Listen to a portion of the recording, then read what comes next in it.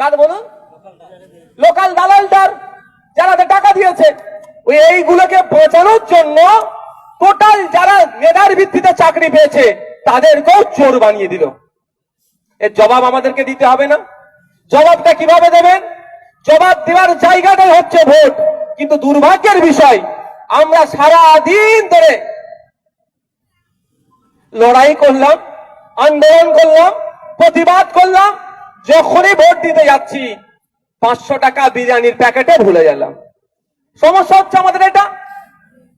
আর যেদিন আমি 17 তারিখ সুপ্রিম কোর্টে ওয়াকফ নিয়ে মামলা করতে গিয়েছিলাম, 16-17 দুদিন মামলা হয়েছে। 17 তারিখে এখানে রাজ্যের একটা সংস্থার পক্ষ থেকে সুপ্রিম কোর্টকে বলা হচ্ছে এই মুহূর্তে শিক্ষকের অভাব, হ্যান ত্যান বলে এদেরকে সুযোগ দেওয়া হোক। একটা অর্ডার এসেছে 31শে ডিসেম্বর পর্যন্ত যারা দুর্নীতি অবলম্বন করেনি বা যারা কোনো চিহ্নিত হয়নি তারা কি করবে? শিক্ষকতা করতে পারবে। অনেকে অনেক হেডলাইন লিখেছে, সম্মানীয় শ্রদ্ধেয় বিকাশ রঞ্জন ভট্টাচার্যের বিরুদ্ধে অনেক কথা লিখেছে। আমি আপনাদের বলে যাই, আরো বিপদ ডেকে আনলো, আরো বিপদ ডেকে আনলো। রিভিউ করার কোনো আর মনে অপশন থাকলো না। 31শে ডিসেম্বরের পরে কি হবে? খালাস, সব কেটে পড়ো, বাতিল হলো। তখন আবার রাজ্য সরকার কি বলবে? দুটো কথা বলতে পারে। কোর্টকে গিয়ে বলবে যে, আদালতকে বলবে যে আমাকে আর কিছুদিন টাইম দেওয়া হোক, আমি চেষ্টা করছি। কেন কিছুদিন টাইম চাইবে? 2026-এর ইলেকশনের নোটিফিকেশন জারি হয়ে যাবে বলে।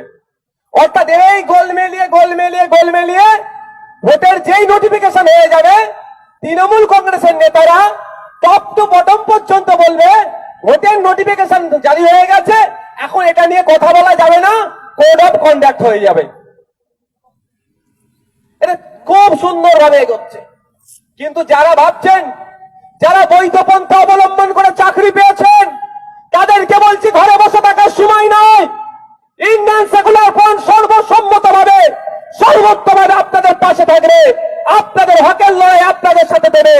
তো আপনাদেরকে যেভাবে ভুল বুঝাচ্ছে, সাময়িক স্বস্তি হলেও কিন্তু লং টাইমের জন্য আপনারা আপনাদের যে গৌরবের সাথে মাথা উঁচু করে যে চাকরি করছেন, এটা থেকে চিরজীবনের মতো মানে এই যে প্যানেলটা চলছে ওটা বাতিল হয়ে যাবে।